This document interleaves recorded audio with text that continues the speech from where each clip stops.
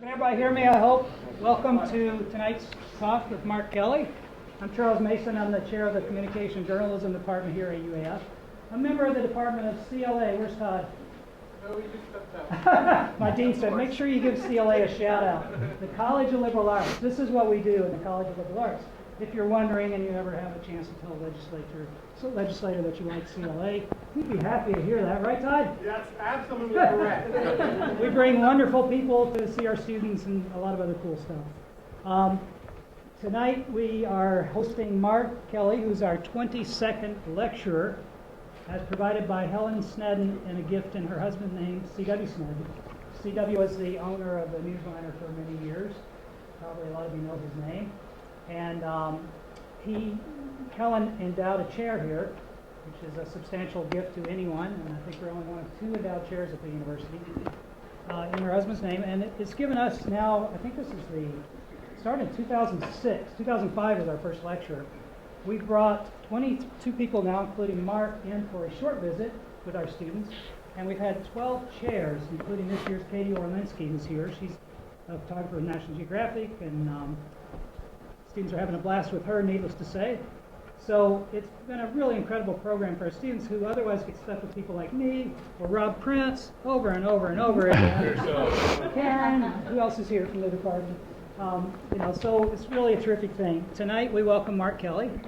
I first met Mark Kelley at WEO probably in the mid-'80s, 86, something like that.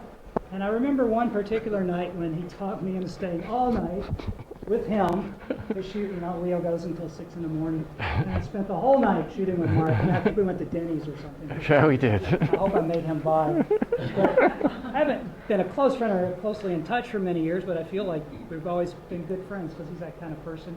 Terrific photographer, has made a wonderful business-like photography down in Juneau. And I think I'll shut up and turn it over to you. Well, great. So without further ado, Mark Kelley. Great, thank you. And Jan, his wife Jan joins him here tonight. All right. Well, let me turn this on. All right. Everyone hear me okay? Is it amplified? Good. Good. Okay. Well, thank you all for calling me. I'm very honored. And I'd like to thank the department and Charles for inviting me. I'd like to thank the Snedden family for making this possible. And this program will be a journey of I sat here 40 years ago. Jimmy Bedford brought Bill Garrett. It wasn't in this building. This building didn't even exist. To it, and I'm sitting there listening to Bill Garrett. He was the head of Geographic, and we had him here, listening to him and being inspired by him. And then 40 years later, I'm here. No Bill Garrett, but so anyways. So this program is about what has happened in 40 years, from me being a student here in 1974 to graduating in 78 to being a 14-year photojournalist at newspapers, and then starting a freelance career, and then a very successful publishing career. So with that said, I think we can hit the lights. Let me see if this is all going to work. All right, so this is basically what I just said, right? You can read it if you want. And I don't need any editors telling me. I'm dyslexic, so if everything's all mixed up and misspelled, that's fine. So I'm going to start with a little opening music, setting the tone for the night, and setting me back into. So it's Paul Simon's Kodachrome that he did in 1973. So here we go. Maybe not yet. Now we go.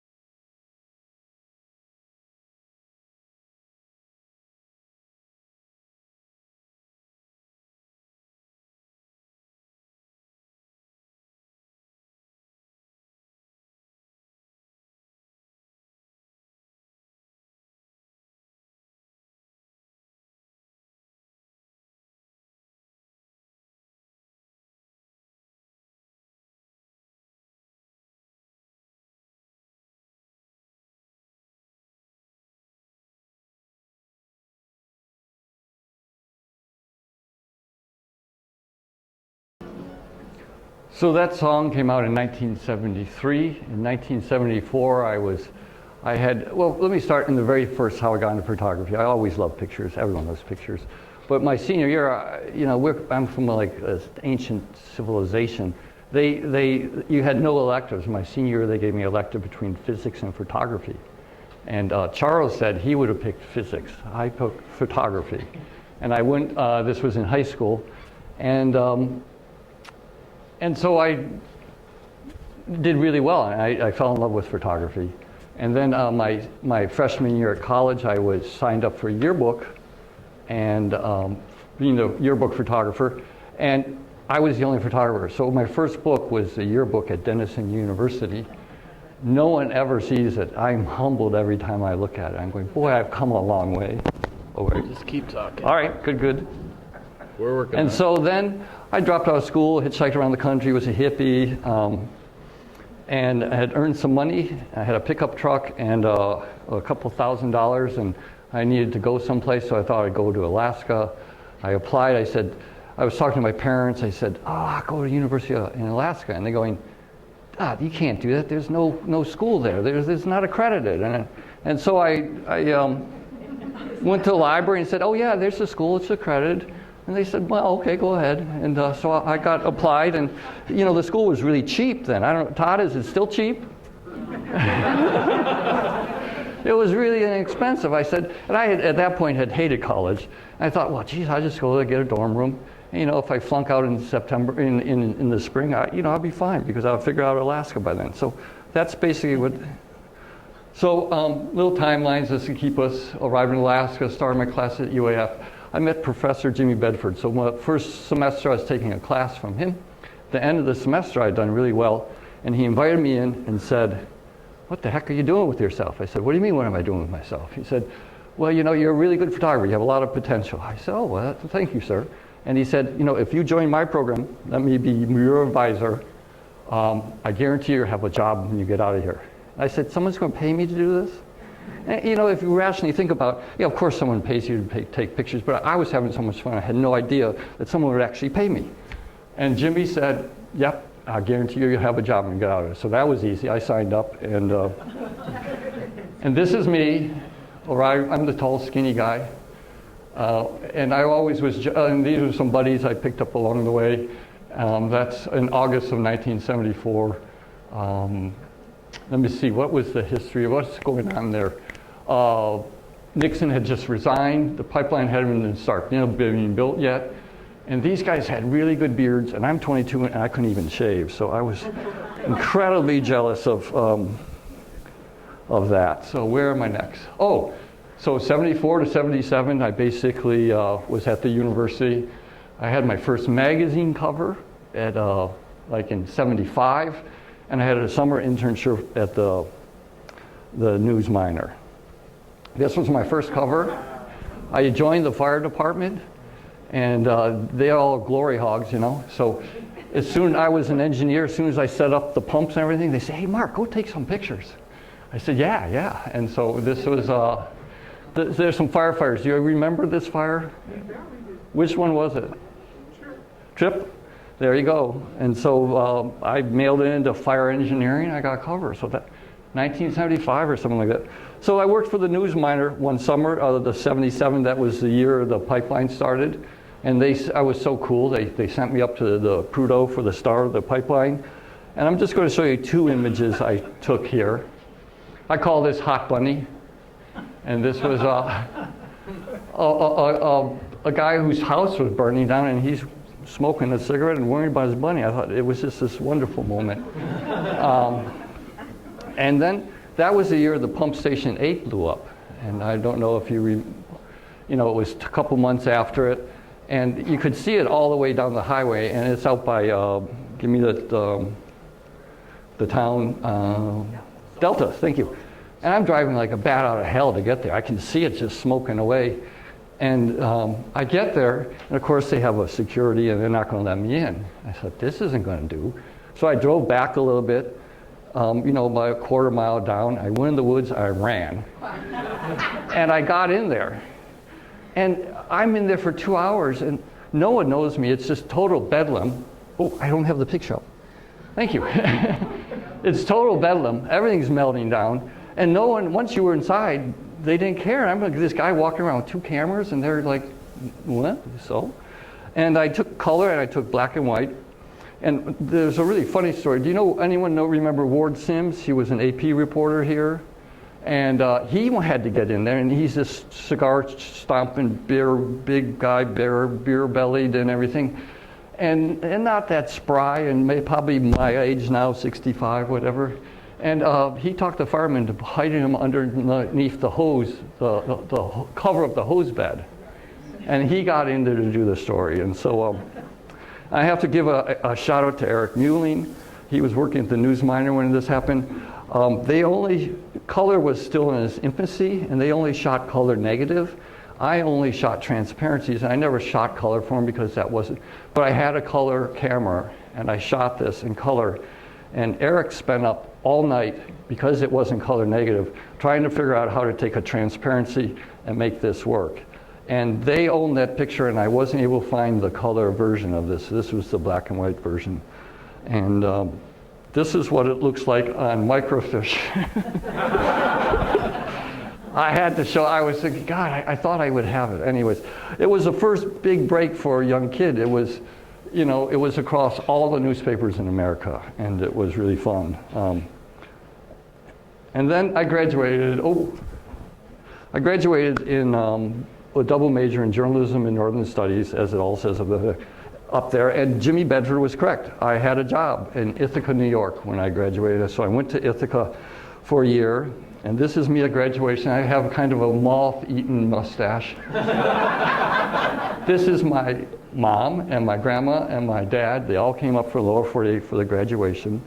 And that was a pretty exciting year. Between March and May of that year, I had the cover of Alaska Airlines magazine. It was called Alaska Fest, and that was May. I had the cover of Alaska magazine, so I graduated in 78, I should say, and this was taken up on the Scheibel building. And, we were firefighters, so we had keys everywhere, so we could go anywhere we want. And we went up to the roof, and this picture, you're always trying to find a unique, different angle, right? You want to find something that hasn't been seen before, and no one has ever shot this. I mean, how can you get, up 80 feet and be looking down on the blanket toss? So you see all these faces, and you see the person jumping, and that person has to be framed in the blanket. If they get up into the crowd, it's no good. And so I had this, and then I did a story for National Geographic's children's publication. They called it The World then, and now it's National Geographic Kids. And this was on the fire department. So those glory hogs really helped me out because I got published in National Geographic. And this is Wilson Valentine up there. There's Vic. Jim Vic, thank you, yeah. Blakowski, Cheryl, hanging from the ladder. And so this is National Geographic. And then the guy, they were doing a book, and I had this little picture of they bought a picture of mine for this book. This all happened in like a 2-month period, and I'm just graduating from college. And then this Hot Bunny won. There were two places in the Alaska Press Club Awards, and I entered this for 77. In May, they gave out the results. Hot Bunny won first place, and this won second place. And so this was pretty good stuff. So I moved down to Ithaca. I didn't like it much. I worked with a great photographer, a great staff, but I missed Alaska. So I ended up coming back to Juneau. I was the staff photographer there. And while there, they don't pay much. And I really needed to start making money. So I started doing, I started publishing, I started freelancing. And so I was doing like 2 jobs. But this is Juneau. And what I love about it is it's this little strip of civilization along where the tide meets the mountains, and then everything else is total wilderness. And for me, wilderness and wildlife, that's the place I want to be, and access to that. So, like this shot was taken. It takes me 4 hours to cross-country ski up here. And then I have this view, and then the sun goes down. That's what no, that's the moon. Never, excuse me. And then I ski down in the dark. It was a full moon. The full moon was just rising. Excuse me. So this is me. I finally got a reasonable beard. And this is 79, and I'm here in Juneau. And so I'm not going to show you many pictures. I have a book back there on the Juneau because I got too many pictures to show. But I want to talk to you about this one. This is Steve Cooper. He's your local hometown boy. In '86, he won the election for governor.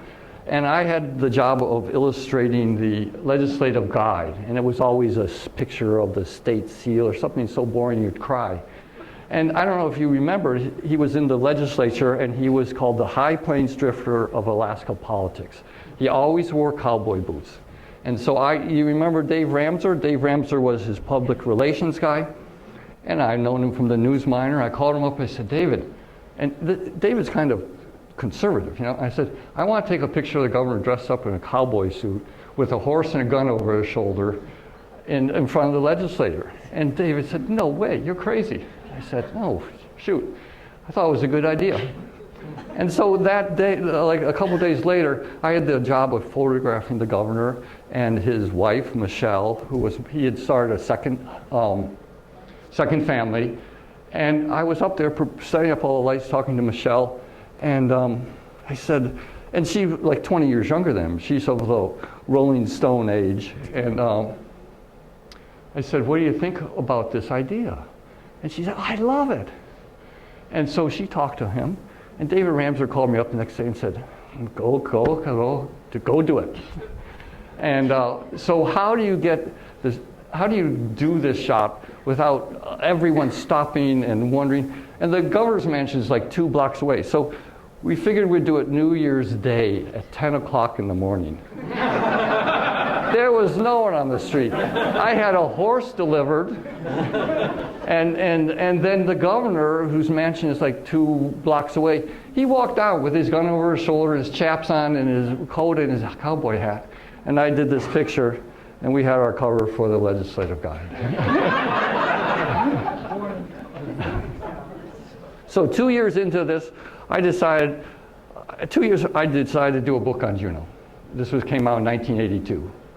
And this was just, so I'm doing books and I'm freelancing, I'm selling stuff I have stock companies, I'm trying to sell pictures so I can make enough money to survive.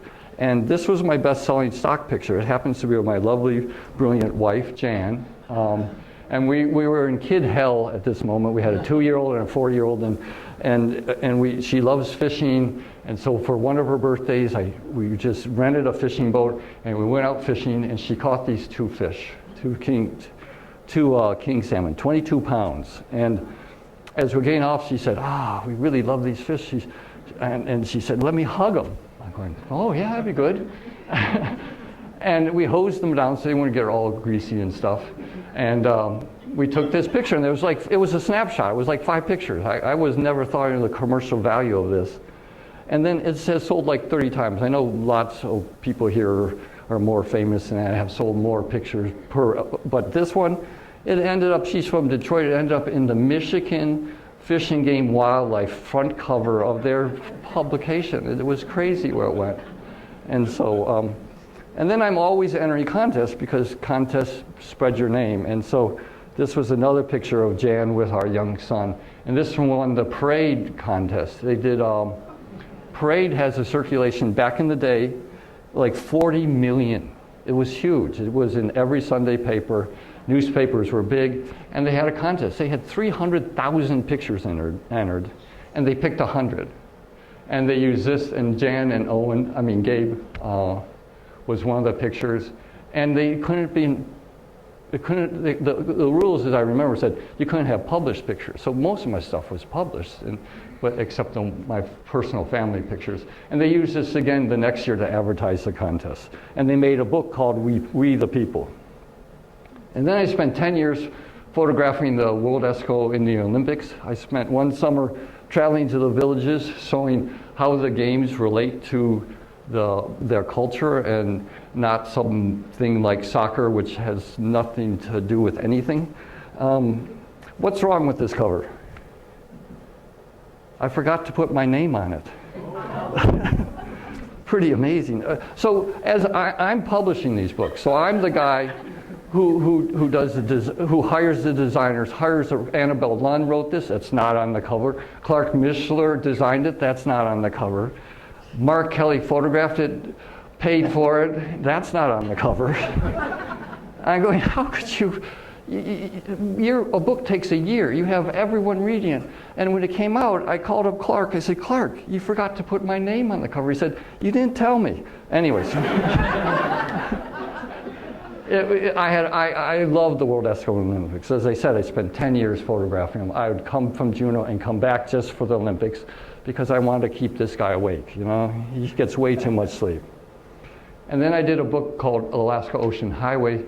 This was a book on the ferry system. I did this for Ken Sturgis. He was the managing editor at the paper. He started Epicenter Press, and he hired me to do this. I spent a summer traveling the ferries doing this book. And then in '97, I did my next book on Juneau called Juneau Portrait 2. By then I was away from the paper, and it's all color. And there's copies. All those books are back there. There's copies of them. And there's calendars back there. If you want to have a free calendar, take a free calendar. And it's actually for this year. And so, so I actually thought about, to me, the Juneau Empire was a stepping stone. It's a small paper. I was the first staff photographer they ever had. You know, you're shooting everything. The hours are long. But I always thought, well, go to the Anchorage Daily News, which is an amazing paper.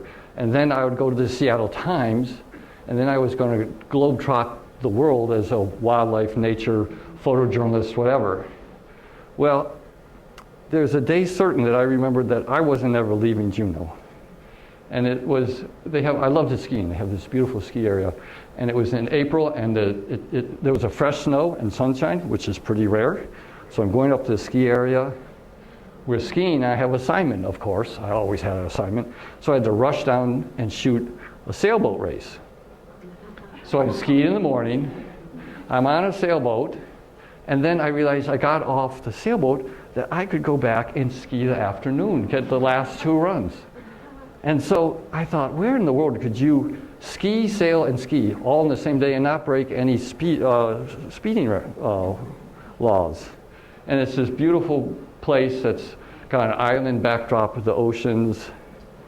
And this is, Jan and I taught our kids to ski, and they're fanatics now. They would ski 100 days a year. We were up every Saturday and Sunday. We skied as often as we could. And then that night I went out for dinner over in Douglas, and when I got done, I stepped out and there were northern lights over Juneau. And I said, I give. I ain't moving to Anchorage. I'm not moving to Seattle. And when I did get the job offer from Anchorage, I said, it was from Pat Doherty, I said, thank you, but no thank you. I love your paper, but I want to stay in Juneau. So then in '93, I quit the Juneau Empire. I was working 2 jobs, that we had young kids, and Jan, thank God, said, Mark, you can't do all this stuff. You got to choose. And she said, you should choose the freelance. And so this means no more constant paycheck. Well, you all know what that means. And she was working at the hospital, so there was some base. And I said, okay. So I started. I mean, I had already started, so I had a base. But these are some of my editorial assignment clients. So when you get an assignment, a magazine or someone calls up and says, here, we want you to do this for 3 days or something, and we'll pay you so much. And so it's not like they're buying a picture from me, they're signing me in. So I worked for Time and Newsweek, National Geographic, Adventure Magazine, 2 shoots for Outside, PGA's Golf Digest. I did 4 golfing stories in Alaska. Can you believe that? Alaska Magazine, New York Times, Washington Post, and then the NFL. I thought, I'm in Juneau, Alaska. I'm not a great sports shooter. Why is the NFL calling me? They called me up and said, you get the right number? You know, you got the right guy? I mean, I am in Juneau, Alaska. 800 miles is the closest football team and professional team. And they said, no, you're perfect. I said, good, tell me what I need to do. They wanted to do a story about Juneau, the Juneau football team, high school team. So they did a coffee table style book, big thing. And I had 16 pages of Juneau football. And what's so amazing about Juneau football, when I got there was no Juneau football team. The high school didn't have one, and the community said, we need one. And they raised $150,000 to $180,000 each year to send the Juneau team up to Anchorage and Fairbanks to play. It's huge. You're not just getting in the bus and going to the next place. These guys would get enough miles that they could get a free trip. And they love the ethnic diversity of this team, and I did this thing they love. And they didn't have a locker room. So they'd all pull up in their pickup trucks and be changing, into their football stuff. And the coaches meet in the bar, of course. And it rained so much in Juneau, you can't keep the grass on the field. So they played on sand. It was glacier silt. It's like instant, it's like falling when you get tackled, which that happens in football, believe it or not. It's like sandpapering yourself, They're just all totally gouged and bloody by the end of the thing. And I climbed up one of these lice dancers, and you have a glacier in the background. And where can you play? And this guy down here is getting his arm repaired in the middle of the game. All these rocks, you know how rocks work through the dirt? The team would line up across the whole thing. That's another picture. And they all had tin cans, and they'd walk down the field picking up the rocks before the game. And so, a team picture. And NFL loved it. And I end up with the back cover of the video box. The video, they sent up a team to do video of all the places, and I ended up with the back cover of that. And then just some of my covers. I think I've done 300 to 400 covers. I've lost track, but it's everything from books to calendars to magazines to annual reports to brochures, cruise ship brochures. It's a whole pile of stuff.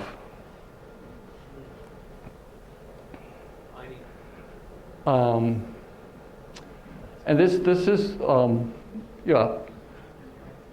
So then you have what are called commercial assignments, and this is where you work for banks or whatever, advertising agencies, and these are some of my clients. One of my more favorite ones was UNESCO out of France. We were doing a story, and they were doing a video. UNESCO runs all the World Heritage Sites, and they send a film crew to do Glacier Bay. I, of course, spent a lot, and they hired me to do the stills. But my most fun one was Alaska Brewing. I did a lot of commercial work for them, but they picked one of my pictures on the can.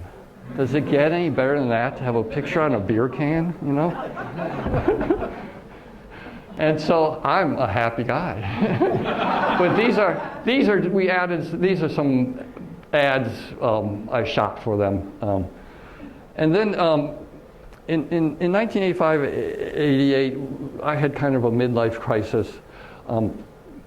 I fell in love with my wife, and we were going to get married, and I fell in love with her, and then she became my wife. That was kind of backwards. And I thought I was always going to be this globe-trotting photographer, and I realized we were going to have a family, and there's nothing more than I wanted to do was to become a really good dad and a really good husband. And so I had to reorientate my thinking to being home, being closer to home, being in Juneau, being in around. I'm happy to say I never missed a birthday, I never missed a soccer game, I never missed a swimming event, and we skied almost every weekend, and I was able to keep going. So I'm really proud of that. That's basically what that was about. So I had to come up with a new business plan. I'm at this point the empire's no longer there, and so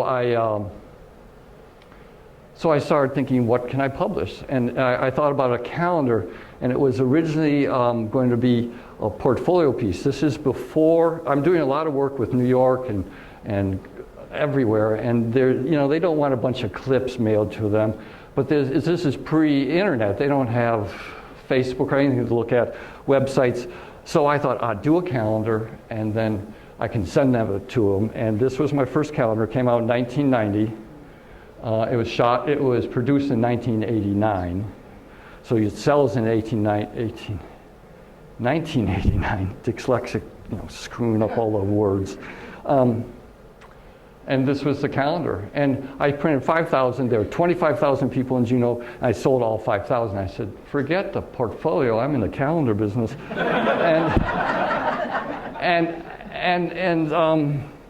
So there are different renditions of this. This is the calendar of sunny southeast Alaska. I tried that concept. Then I split the calendars. I did a Juneau calendar and I did a southeast calendar. And this is my other son, Gabe. Our son, Gabe. It's kind of fun. The kids at family dinners, the boys will argue about who Dad loves most by who gets the most covers, and who gets. And Gabe's been on 2 covers, and Owen hasn't. But Owen's been on the cover of Alaska magazine. So it's a kind of a fun balancing act here. So this was the 20th anniversary. And now this is so 3 years ago, you're kind of like a farmer when you say you're going to do a Southeast Alaska calendar. Your crops grow there, so you have to stay there. I was really missing Denali and coming up into Alaska, the rest of Alaska, because I'm stuck in Southeast and Juneau. So I said, oh good, okay, I'll just change it. I'll get rid of the Southeast calendar and make an Alaska calendar, and then I can come up to Denali as often as I want. And by doing that, so the Juneau calendar sells 5,000 to 6,000 calendars a year. And the Southeast Alaska calendar was selling about $6,000 calendars a year. By changing the name to Alaska, I sold 8,000 calendars that year. And this is 2019's calendar for Alaska. So you gain a preview. It's already been designed. So a new business plan including more publishing. So I did a book on whales. There's lots of whales in Juneau. I love shooting them. The first printing was in 2004. It's still in print, and so far to date it's sold 65,000 books. This is what I call the whale waters. Juneau's up here, and this is Admiralty, and the whale waters go around here over to in front of mouth of Glacier Bay and then back to Juneau. All these pictures you see were taken there. And my wife's a really good photographer. She took this picture of me, getting this great breaching shot. And and this location was, I almost guarantee you, if you're with me, you'll get a breaching shot at this location. This is the Anchorage Airport. Talking about lying. So anyways, so I called it Alaska's Watchable Whales, and so I'm the publisher, so I find the writer, I find the designer, I pay for it, I get the printer, they're my pictures, but I'm like the CEO of, it's a lot of work. A book takes a year. Every book you see here took a year to produce. And the thing is, I own these books. And so what happens is, every year I try and sell I only print as many as I need to sell so I can print just on time printing, so I can reprint the next year, right? And so I can change these books. So this book has had 3 covers. This one being the latest one, which came out last year. And so this book has been around for like 10 years, and every 3 years I change the covers. I go in as I get better pictures. So the books are always evolving. They're evolving all the time. And I like that because the books remain fresh and they don't get stale. And so when you're doing a book, this is where the journalism comes in. You got to tell the story. And this tells the story. I don't know how many know about whales in Alaska, but whales are in Alaska because of glaciers. So whales leave Alaska and go to Hawaii, which makes a lot of sense. But when they're in Hawaii, once they leave here, there's no food for them to eat, and they're stuck 3,000 miles down there, a couple months there, and 3,000 miles back with no food, at least for humpbacks. So they come up here, and what happens is the glaciers grind down the rock, and that sets a mineral load into the ocean. which is because the water is so cold, the minerals are held in suspension, and the phytoplankton use those minerals as a basic building block. And then the zooplankton eats them, and then the whales, then the small schooling fish, which what these whales survive on, eat those. And so it's this great life cycle, and it's all because of the glaciers. And that's in a nutshell, that's why they are in Alaska. And you need to be able to tell that story, you need to be able to illustrate that story.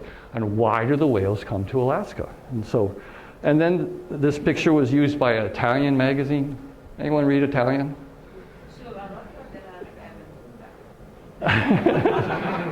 No, that's. And so then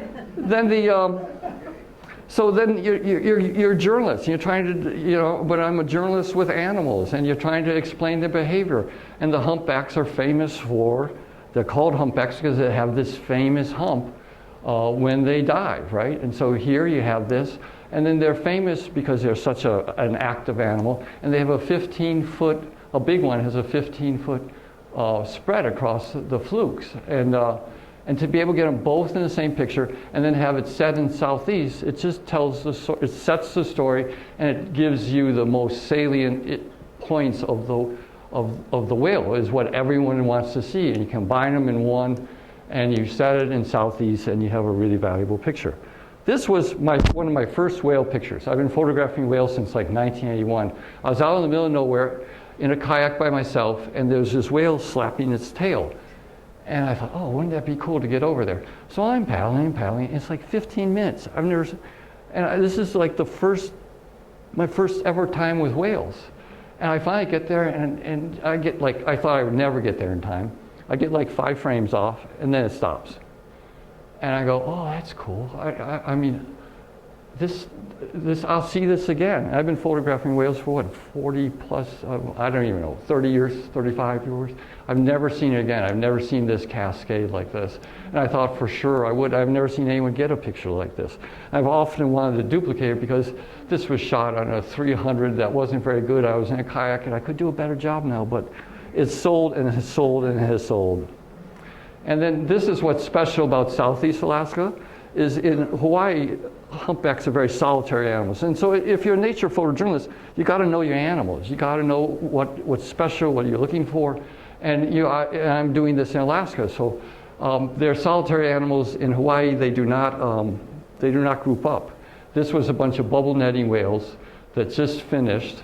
And you got 6 backs and blows. And this can only happen in Alaska because it doesn't happen in Hawaii. So too bad Hawaii, you know? And then we have bubble net feeding. It only happens in Alaska, you know? And we have 2,000 whales in Southeast Alaska. They're 50 feet long. They have they have no teeth. They're filter feeders. They have a throat about as large as a basketball. And they eat these little herrings. And they eat a half a ton to a ton a day. Just think of the biomass in Southeast Alaska. 2,000 whales eating, and they eat for 122 to 150 days in Southeast Alaska. And the waters are so rich. And this is whale watching in Juneau in bubble net fever. And then breaching. This happens in a second. So I have a camera that shoots 9 frames per second. There were 6 frames in this. Usually you never get the first, a whale just launches, and you don't know, you can't make a prediction. And I've had more luck than I should have, I think, in getting him on the first time. But if you put your camera down and say, and this is where you have to know your animals, you go, dang, I missed that. Well, about 30% of the time, they'll breach right again, and they'll be right in the same area, and you've missed the second shot. So, it's good to know that. And this is an interesting whale. Whales are they're 50 feet long, they're 40 tons, and so when they breach, they don't want to belly flop because they breach and they spin, and their pectoral fins flip out, and then they land on their back with all that weight being supported by their backbone and rib cage. And this is a young one, maybe 25 feet, and it hasn't figured out. And this was the first breach too, and it's totally you can see clear water underneath it. And you just get, you know, all these wonderful places. There's a lot of killer whales here. This was a killer whale. Jan was with me on this shoot. They just finished, after they eat a marine mammal, there's two types of whales. These guys eat marine mammals. They celebrate, they jump, and they splash. We never actually saw a kill. This amber patch means it's a first-year killer whale. So it's a baby. Just beautiful light. This is the first time. It's important to know I come from the photojournalism background, and Charles would tell you that wildlife photographers have no ethics. He was informing me that the first day I was talking to him.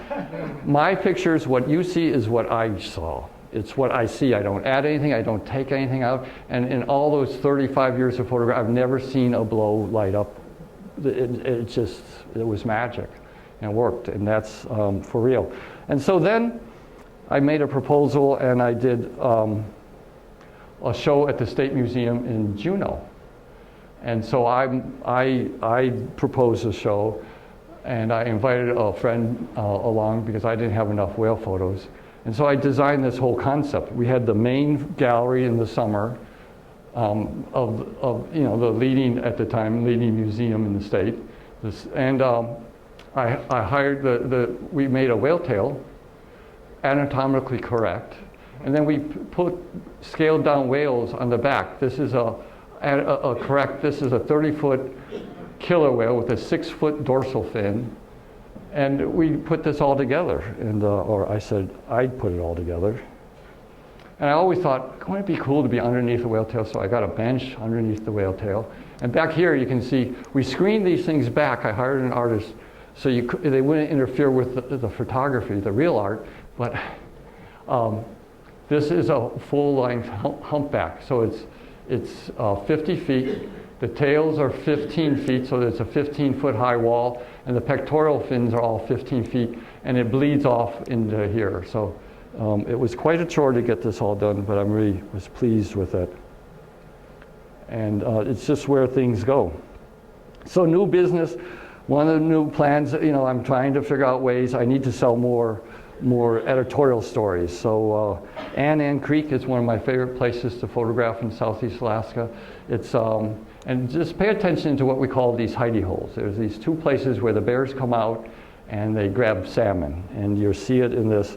And again, you're looking for that overall statement. And so this happens to be in the Tongass, which is the largest national forest in America. It's the largest temperate rainforest in the world. We're very fortunate to have it. The apex predator is the bear, and it rains all the time. And so how do you illustrate that? This picture. This is the apex predator in the spruce tree. And if you can see all this mist, I was there 5 days, and it just pounded on us.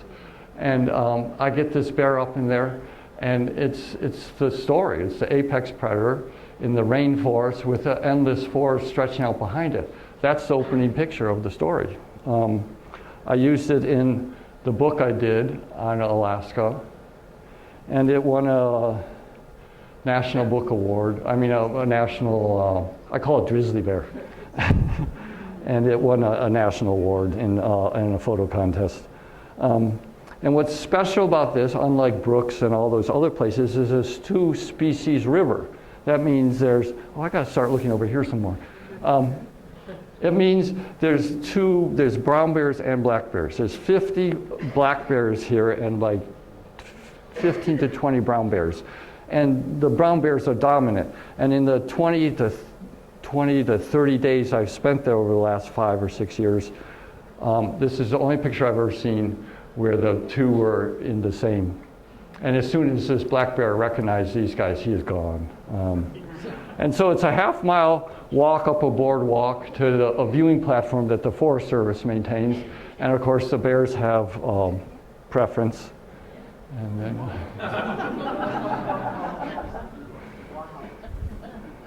and they have a blind underneath, and so you get down on creek level with them. And I don't do video, but I did one video, my one and only video. I'm going to play it for you. This is them fishing. Remember those hidey holes?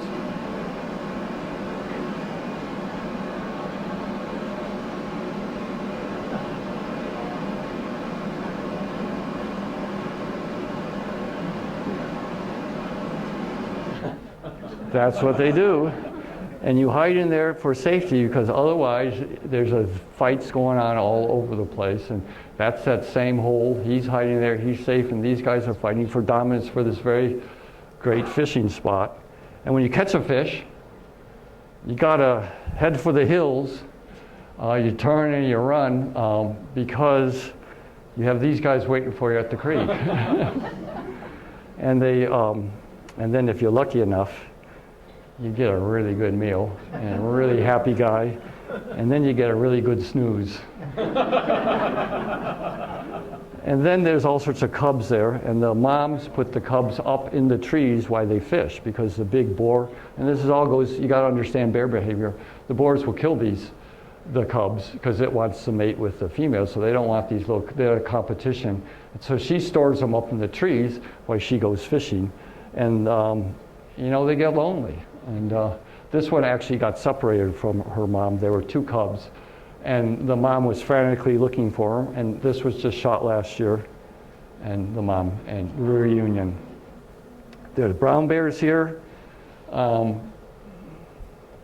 this is a young, brown bears stay with their mother, because the father is a jerk, he doesn't do anything with them, for up to like, they're released on their third season. And this was, got nickname, I shot them this year. This is Scuba. And it's a bear, and so they're always in the water, and this bear has learned to swim across underneath the water to the other side. And they think they've timed them up to 30 seconds underneath the water. Bears are sloppy eaters, and so there's all sorts of, so you go there, you don't just shoot bears, you shoot what else is around, and bears leave all sorts of stuff. And here's an eagle leave bear scraps. And then you get eagle pictures hiding in the spruce trees, and you get ravens, and it's just this wildlife cornucopia. It's just great. So back to the business plan. I got to do more publishing, So I printed this book on Glacier Bay National Park in 2000. It was out of print in 2015, and 75,000 books sold. And this is the cover. What happened in between then, when I did this book in 2000, there were 16 tidewater glaciers. In those 15 years, we lost 7 tidewater glaciers. We're down to 9. And the book was just dated. And I keep going in there and shooting it. And this is Glacier Bay. Juneau is just around here. And this is the bay where most people go up. 99% of the people go up. And so I've rafted the northern river. I've hiked the outside coast, and my wife and one of our sons did that. We started here in the Tule Bay and hiked up 60 miles. It's called the Lost Coast. And I probably spent close to 9 months in this park. This was my first trip in there, good beard, in 1981. So you can count up the years. And so again, you're looking at what is the story behind Glacier Bay. As a journalist, what are you trying to say? And it's about glaciers, and it's about people, and it's about wildlife. So this picture illustrates that all. Here's a calving glacier. It's John Hopkins Glacier. It's 250 feet high. It's 200 feet underneath the water. You got kayakers, you got birds, and you got seals. That's the picture that tells the story of Glacier Bay. It's people who get to visit there. You get this great action. And when I pulled up on the scene, I was shooting, hand holding a 500 millimeter lens. I couldn't even, this is so big. In my lens, it was like this, and these guys are like little toothpicks in there. I didn't even know they were there. And then I shot this picture. And this was used by Patagonia. But I had to get a model release if I was doing it. And they disappeared at some point in time. And I called up the Park Service and said, the people who were kayaking in there on July 5th? They go, oh yeah. Could you just send them a note and saying, hey, I'd like to get a model release from, I'll send them a print. And I was going to ask for a model release, so it would be a commercially successful picture. And I called to the Park Service, oh yeah, they were notified, they're going to get back to you. And I waited 2 or 3 weeks, and it didn't happen. And going back to this picture, I recognized this kayak. It's a 1972 really old kayak that was only, I knew one person who worked for the guiding group who might still have it. I called her up, and yeah, it was her. And I got the model release. Patagonia used it. But this picture is the kayakers getting away. And these are women here. And that one woman was 75 years old. Or in her early 70s, I should say. I think it's 75. Anyways, this won the Alaska Airlines photo contest in 2016. And it was 2 free tickets, and first class tickets to wherever they flew. And so you're trying to give the scale of this place, and we're still in Glaciers, right? There's plenty of other stories to tell about Glacier Bay. And this looks pretty good. This is a day boat, that's okay, until you put this perspective in, and you can just figure out how large and massive this place really is. And then you start, so you're putting together this book, so you've got to do the glaciers, and then you got to do the beauty shots. This I shot in end of February, early March. This is way out in the middle of nowhere. We were out in a skiff, and we're Elfin Cove is around the corner. Juneau's at least 4 hours away. There's no one there but us. And he puts me off at this rock, and then he putters away because I had to put a tripod up, and I wanted to shoot the sunrise on the Fairweathers. And this is Brady Glacier. And I realized he went out, and I didn't see him, and I realized this rock gets covered when the tide comes up. And wonder if he has a heart attack. We're both dead. And he did come back and get me, obviously. This is Paul Johnson's place. This is the view from his deck. I was drinking a beer and shooting this picture. It doesn't get any better than that. And this picture I was shooting, and I said, I didn't touch any of the control. This is how it came out of the camera. The light was incredible. There, it happens, and people say, oh, that's so overworked photo. It's not. It's just the way it came out. And then this is the Fairweather Range and the beautiful green waters coming off the glaciers. This is the outside coast. This is Mount Fairweather, 15,000 feet high, 15,400 feet high. The whole Fairweather Range.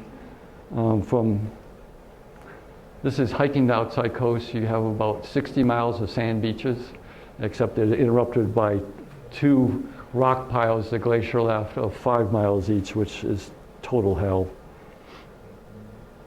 And so this is water view from the glacier, and I spent the first 20 years, in kayaks on the beach, eating bad wet oatmeal, and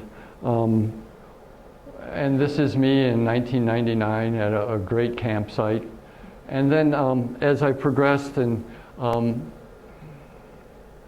this is a cruise ship in front of the glacier. And now I lecture on Princess once in a while. They pay me to go on board and talk about Alaska. And this is my view. And this is my view. This is in front of Marjorie Glacier. And then you start talking about the different animals. That book I had on Glacier Bay, I think it had 70 animal pictures and 50 different species. So when you go start doing a book, you draw up your shoot list. And you look at this 50 species of animals, you go, well, that's impossible. And it kind of works out, and seals are very critical. This is in Johns Hopkins. Glacier Bay is the most important seal pupping area in southeast Alaska. There's 3 major areas, and Johns Hopkins is the major one. This is the seals right now up front. And with global climate change, the ice is, they aren't getting as much ice. And the seal populations have gone all over the place, and they have less and less room to pop now. And it's an issue, and in the book you deal with those issues. And this is a famous bird colonies. This is South Marble Island, and it's full of sea lions. And this is a really bad breathalyzer test. I can't even imagine. And then you do the bears, and this is on Gloomy Knob, and these bears it's in the springtime, and they're looking for sheep. And then you find this big bad boy on the beach, and you realize the Glacier Bay is what it is. It is the fastest retreat of a glacier in the world. It started retreating at the end of the Ice Age in 1750, and has retreated over 60 miles in that period. There's nothing else in the world that compares. I'm sorry, I'm not talking to you guys over here. It's just kind of, I'm left-handed, whatever. So what happens is there aren't many salmon streams in this place. And the salmon streams it takes a long time for them to generate salmon streams. And these bears don't eat fish. They don't have an opportunity to eat fish. They're vegetarians in the spring, and they come down, and the natives down there have a saying, when the tide's out, the table is set. These guys pull up those rocks, and they slurp whatever little urchin is in there, or they smash these mussels, or they smash the barnacles. Think of that. They take their paws and smash them, and they lick up barnacles with all those shells. It really cleans the system, I would think.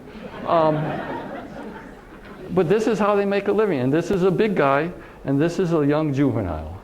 And it's just such a bizarre moonscape environment, just the low tide. But that's how they survive. They don't eat fish.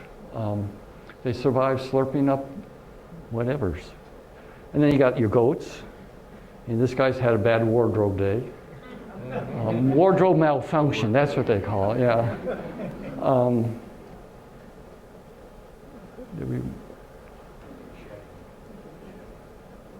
Shedding. And then sea otters are very interesting. They got hunted to complete extinction, right? And then by the Russians. And so the nuclear test zone island is Amchitka, right? And so when in 1965, they cleared off the sea otters and they moved them. They had to move them someplace, so they moved them to Southeast Alaska. And they started repopulating. And in 1995, they showed up at the mouth of Glacier Bay. And if you know what sea otters eat, they eat crabs and they eat succulent little urchins and all that sort of stuff. And you used to be able to go in Glacier Bay, and we've done it at low tide, and pick up 2 5-gallon buckets of Dungeness crab. It was just stunning. And they moved in 95, and by 2014, there were 5,000 of these animals in Glacier Bay, and you can't find a crab in the place. And they're very worried. They're not really worried, but they've probably eaten themselves out of house and home. And you see a guy eating a basket star, which is nothing but cartilage, and there's no succulent wonderfulness in there. And so these are the issues you're dealing with when you're doing a book, and you're trying to illustrate those things. And then everyone wants to see a puffin. There's not a lot of puffins in Southeast Alaska, but you can get some in Glacier Bay. I love this shadow that you can now see their feet through. And this is a fun, and then you just kind of come across this crazy stuff. Like, this is an eagle. Crows, ravens, and eagles do not get along. And he's sitting on an iceberg in the middle of Johns Hopkins. It's about 2 miles from anything. And this crow is just irritating the heck out of him, but he's so nonchalant. He just doesn't care, right? And then the crow gets tired and he lands there. And he takes a breather. And then he gets up and starts again. And this eagle is like, wow, big deal. Until finally, he's taken off, and this guy is total squawk mode, Let me get the heck out of there. And then you talk about the kittiwakes. And the kittiwakes, I call them ice birds. Not icebergs, but ice birds, because they make a living. There's thousands of them that live next to the glaciers, and they make a living. As the glacier calves, it stirs up the water column, it brings all this food up, and these guys live there by the thousands off that and nest there. And so these are the stories, the journalism that you need to do when you're doing these stories. And then it's full of birds, black oyster catchers, and this is the juvenile Anks picture. This is the baby of this guy. Red-winged blackbird. I've never seen one in there before. And so everyone thinks of the beach and stuff, and then you move back. And then I like to show the color of this place because everyone thinks it's blue, white, and frozen. And it's really a rock garden heaven if you look around. Flowers against glaciers, rock, just wonderful, rich colors. And then every place has, every national park has, Denali has Glitter Gulch, not great, but Glacier Bay has Gustavus, which is great. And I was out with some friends, and everyone, this is just one of my favorite portraits, And people accuse me of putting these tomatoes up there. And I'm going, I wish I was that smart. But I was having breakfast and had my camera there. And Adrian goes up and starts, and this is how they get the water in the house. And it's this beautiful cabin in Gustavus. I'm trying to illustrate the lifestyle of Gustavus.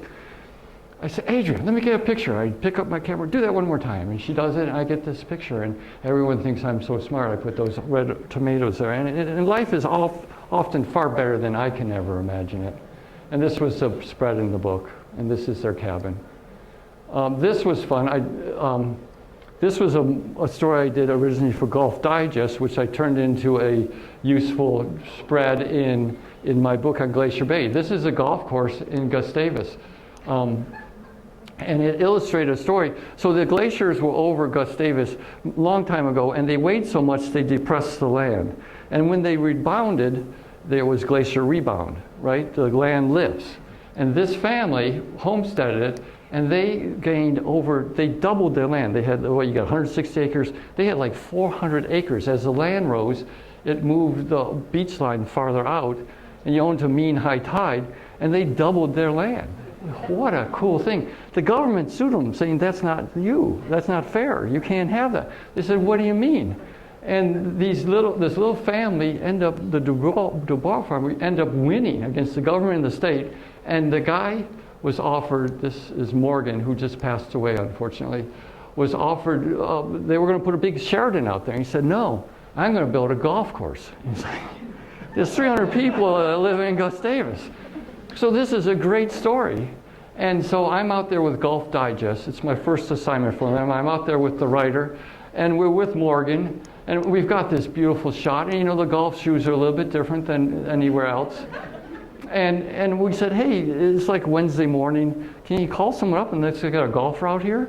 And he said, yeah. And this guy comes down with his dog on a bicycle carrying his golf bag. I could never conceive of something like that. And the writer said, you're getting this, aren't you? I said, oh yeah, I'm getting this. It's just this amazing moment. And he's on a gravel road. And then he goes golfing with his dog. What place allows you to golf with dogs? And so the whole idea, I'm trying to make money, and so then these are some of the spreads I've had in magazines, And then I worked for UNESCO, and they sent a French crew over to do the filming, and that was really crazy because they didn't know anything that was going on in Alaska. Anyways, a short musical break. I know we need a little break here, so here we go.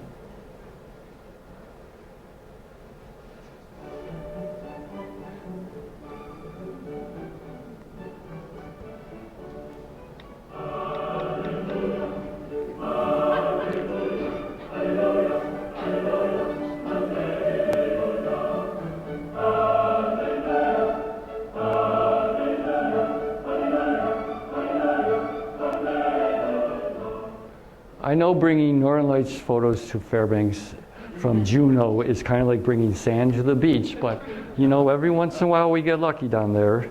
And this I shot in Wiseman, and this is one of my. It's won a couple of national awards, and just won honorable mention in National Wildlife Magazine contest last year. There were 100 pictures picked out of 25,000 entered, and this is just, pictures sometimes, you talk about the decisive moment, and then I call it the magical moment. It's just like, it goes beyond belief. And so I have my camera open for 11 seconds, and this meteor comes in it. And it was blue with a red tip, and it looked like a glob of toothpaste coming down with a red crayon stuck on the end. And I've never seen a meteor. And I'm going, I know I got it, but the luck of the draw is this could have come here, it could come here, it wouldn't have worked, and I won't change it. If it was a big streak here, I'm not going to move it over there. I didn't add the color to it because that's the best I could get. What you see is what I saw. And have you ever heard of chimping? When a photographer starts looking at they go, it's chimping. They're so excited. And the chimping goes, whoa, whoa, whoa, whoa, whoa. And then I start doing a little jig around my camera because I got it. And this was a full moon night. It was 11-second exposure. And the camera happened to be open. And there were two other photographers and they didn't get it. And I felt badly for them. This is another full moon, Northern Lights in Juneau. The nice thing about Juneau is we aren't all frozen up like you guys. You know, we have water and it stays unfrozen because it's the ocean. So you get all these wonderful reflections. And this one moves into fantasy land for me because it looks like it's under a full moon. And so the exposure it lights up, everything looks like daylight here. But you got stars in daylight and then you got these incredible northern lights reflecting in the water. And so that's another full moon shot. And this is the same place on another night when it's not full moon, with a very different set of northern lights. Very different. Both very nice, I think. So new business plan. Again, I'm always working on more book publishers. I've been spending a lot of time in Denali because now I can, because my calendar, because I can farm that place. I can get my crops out of it. And I have future book projects for maybe Denali, maybe not. But I'm using these images in my other books and in my calendars. And I did a book on all of Alaska, came out in 2007. And it's a big, heavy-duty book. 35, 160, I don't know. Anyways, it's already sold 74,000 books. And this is the first design. Wait, we missed. Yeah, this is the first design. This is at the end of Wonder Lake. It was written by Nick Jans. And then a couple years later, I decided to change the cover. And this book was the last film project I worked on. It came out in 2007, and then I went completely digital. I was really late to the party. And it won a Benjamin Franklin Award, which is an award given by, it's called the IB, Independent Book Publishers of America. It's a group of 6,000 book publishers that do an annual convention and give out awards, and this book won first place, and it's for overall book. It's not just for pictures, it's for production, design, writing, everything. And I won the book award that year. And these are just some images I take. I love, obviously, how can you not love Wonder Lake? And then I do Camp Denali. I've done 2 of their photo workshops up there. So there's my crew. This is a view out of Camp Denali's book library. A very unusual look at Denali from out the road way back.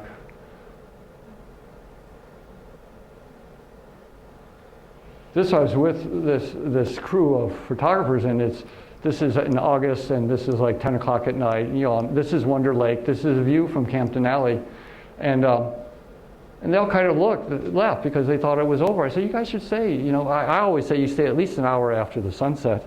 And just before it went completely gone, I got this picture with a 300 millimeter, and that was a wide angle.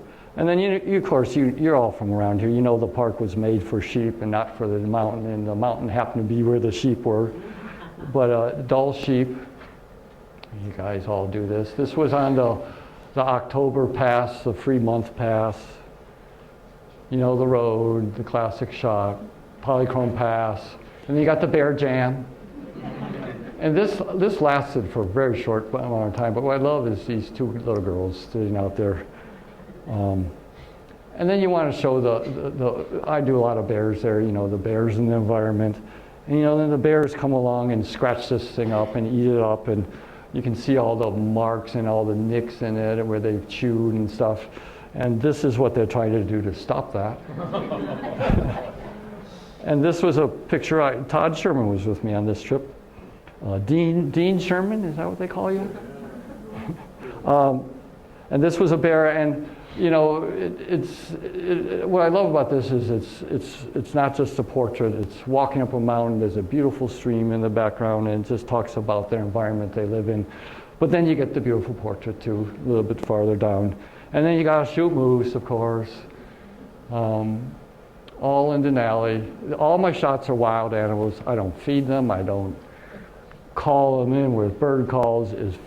I leave them be. I love the red, brown baby moose of the year. And then caribou, of course, is only circumpolar, and so if you want to see caribou, Denali is a great place for it. This was the 218 calendar. Matter of fact, there's 218 calendars up there. If you leave, you can grab one. They're up there for you to take. This was great. So you're at, the spruce trees are growing up, and I was a morning, and I'm kind of hike up to this place to get a little bit overview, and the caribou came out of the spruce trees, and we're standing each other, looking at each other, and then he just walked on by.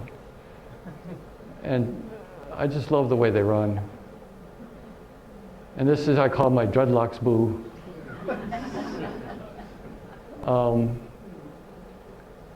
Nursing. And then the birds, spruce grouse, hawk owl, yes, thank you. Of course, ptarmigan, just portraits. And then Northern Lights. This was over at Campton Alley, and a picture of Northern Lights over Denali, and a shooting star coming through there. So then I did a children's book because I need to keep making stuff, and came out in 2014 and sold 22,000 books to date. I called it Once Upon Alaska, and I use this picture again. My grandma pumped her water here. It tastes the same, so pure and clear. And so it's basically a two-spread with the gutter going down here, and Nick Jans wrote the poetry. And I'm a dyslexic, so I don't like to read much. I'm proud to say there was no more than 13 words on a page. And this is our son, and we caught this fish, and I dream a dream upon the sea to catch a fish as big as me. Sea and sky become the same, orchid's breath, a silver flame. We don't mind a bed of ice, but a comfy mattress might be nice.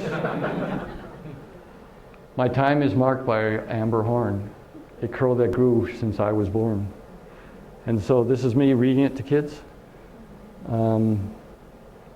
So you got to figure out ways to gauge your success, how your book's doing against nationally. I mean, I can look at my sales, they're strong, I'm happy.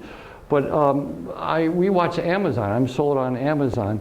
And you go to Amazon, and all summer long, and mostly, Alaska have a selling season May through September, and then again November through December. And we go on there, and the analytics, and if yours is the best-selling book, it comes out on top. And so all November and December, and most of the summer, my children's book is the number. These are paid places. These are, the algorithms takes the best-selling books and puts it on top. So I had the best-selling children's book on Alaska. We organized this by Children's Books for Alaska. This was in December. This is the calendar they sell. Again, these are paid, and I had the best-selling calendar almost all December and November. The only reason I didn't was because they'd run out, and then the people would stop ordering, and then you'd fall off. And then the Alaska book, all November and all summer, is usually the #1 seller until they fall out. And we look at this pretty much every day to see how we're doing. You know, I'm ahead of James Michener. I'm ahead of National Geographic. I'm in pretty good company. So last year I came out with another new book on Mendenhall Glacier, and last year sold 4,000 books. And this book is a finalist for 2 Benjamin Franklin Awards, like the other book win. And a week from now I'll be in Austin at the award ceremony, seeing if I win. And so this is, again, what's the story? What's the journalism? What is special about or different about the Mendenhall? What makes it so great besides just a beautiful glacier? This is 27 years of glacier retreat. This is taken in 1986. This is in 2013 or 14. It represents 26 years of glacier retreat. This is a mile of retreat and 700 feet of vertical thinning. So you take a 70-story of ice. If you see this ridge right here, it's right here. This is 70 stories of thinning, of ice that disappeared. This glacier started retreating in 1750. It's retreated 3 miles, and it's done 1.5 miles in the 40 years I've been there. It's just, and then this was the visitor center.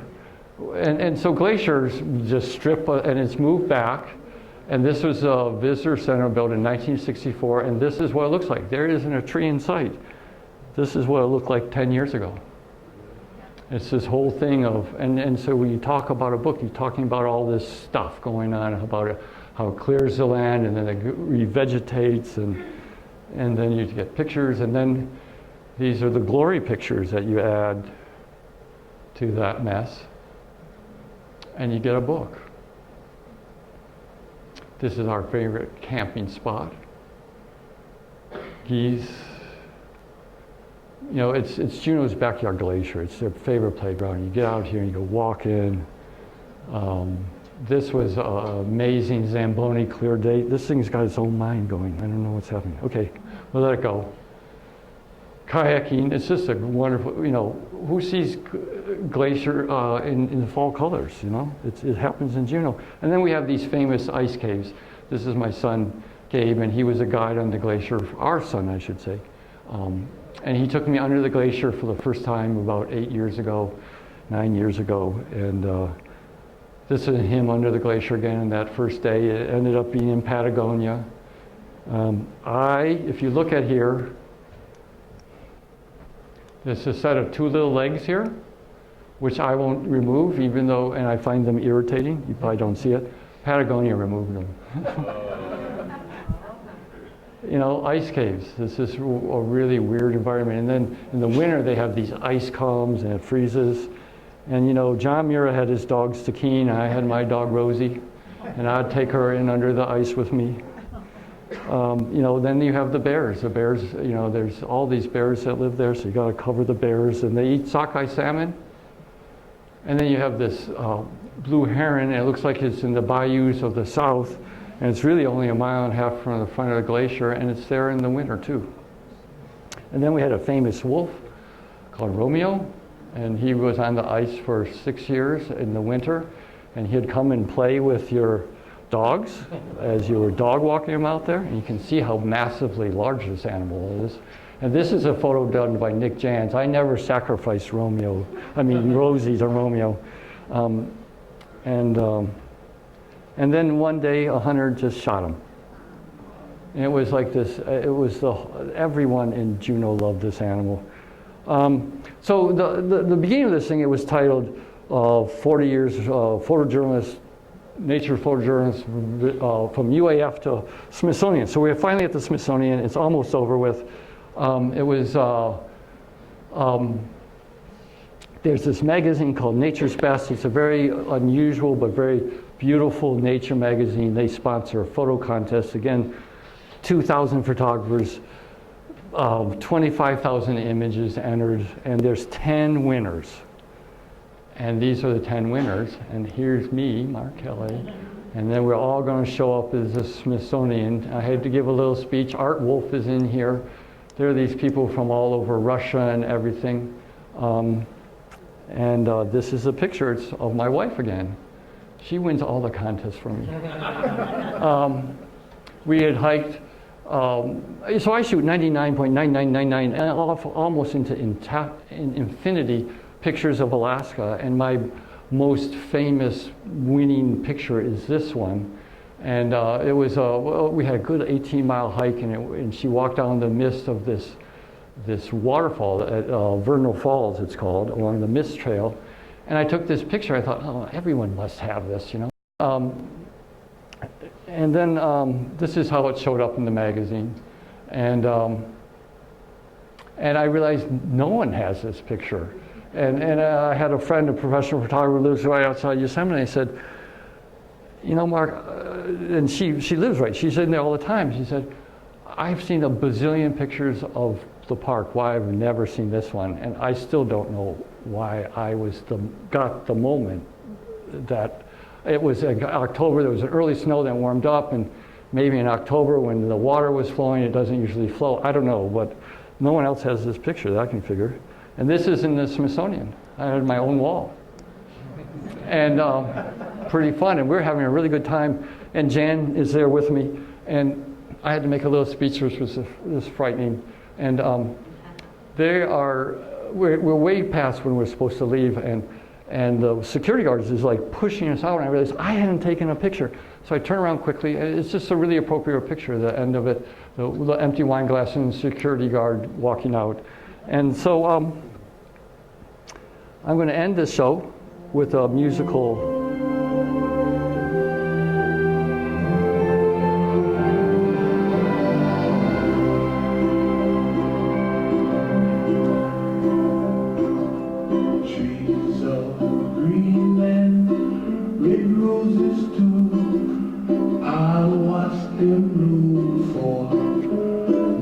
you and I think to myself, what a wonderful world. Last skies are blue and I see clouds of white and the brightness of day. I like the dark and think to myself, what a wonderful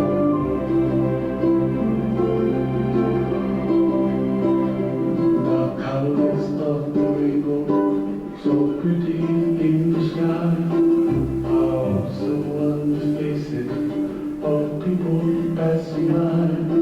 Some friends shaking hands, singing, how do you do? They really sing, I love you, I love you.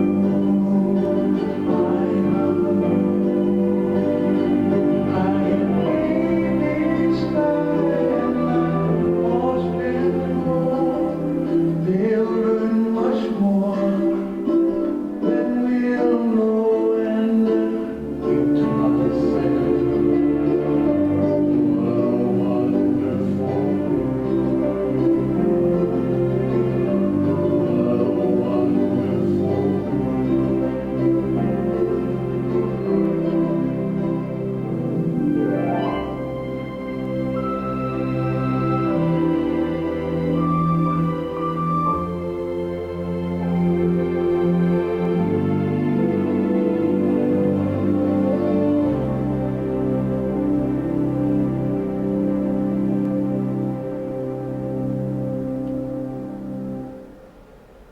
Thank you.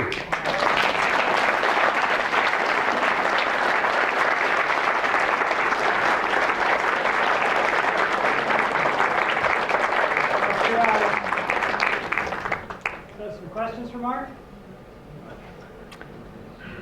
Takes work to be in the right place at the right time. Yes, it does.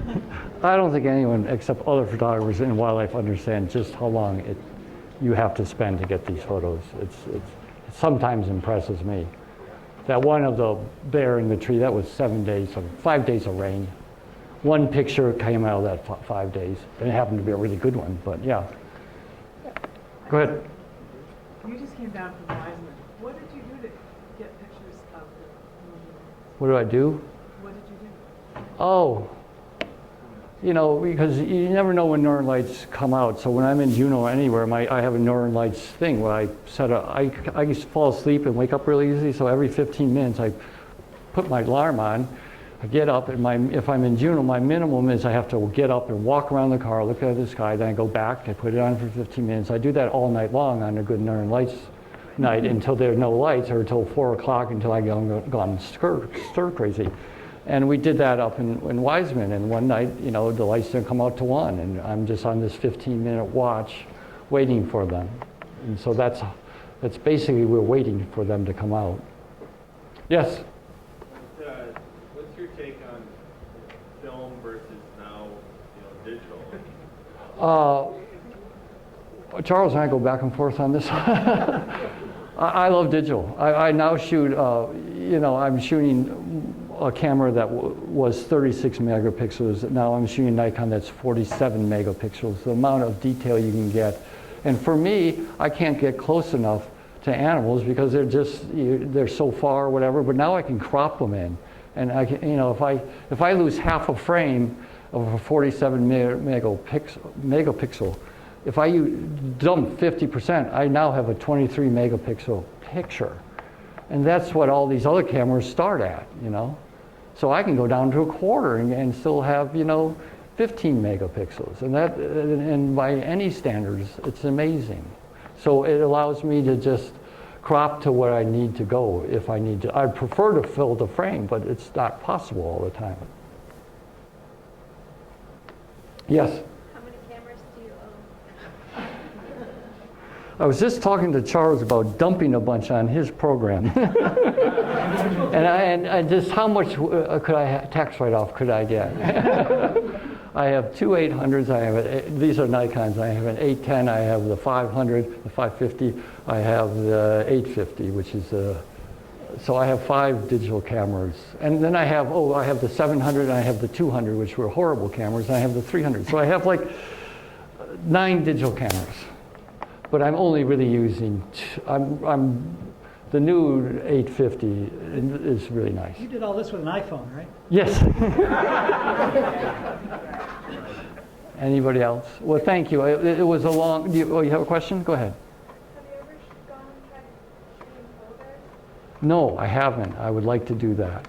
And, everyone's doing it in Kittiwake, so. That's actually where I'm from, that's why I asked. Oh, no, I would love to do it, but I haven't been there yet.